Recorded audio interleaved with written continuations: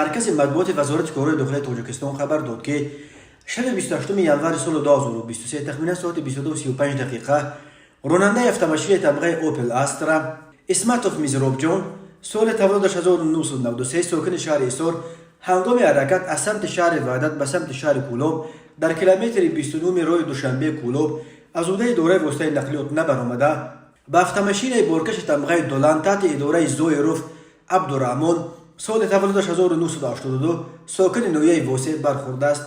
در نتیجه راننده автомобیل طبقه اوپل استرا اسمتوف و مسافرش پیروف جمشید سال تولدش 1996 ساکن شهر ایسار جراحت وزنی گوناگون جسمانی برداشته در جای حادثه به هلاکت رسیدند. از روی حادثه مذکور تحقیقات ادامه دارد.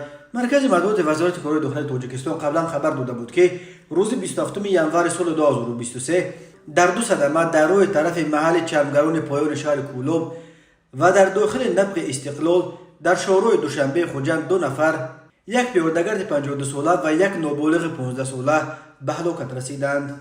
در کولوب راننده ماشین مرسدس بنابر یک بستن راه ماشینگرد از عهده اداره ماشین نبرآمده پیادهگر را پخش کرده است. در داخل نبق استقلال بر اثر به ماشین بارکش شکمن برخوردن ماشین اوپل مسافر نابالغ اوپل سال تولدش 2008 ساکن شهر استرافشان جراحت برداشته در بیمارستان جان داده است.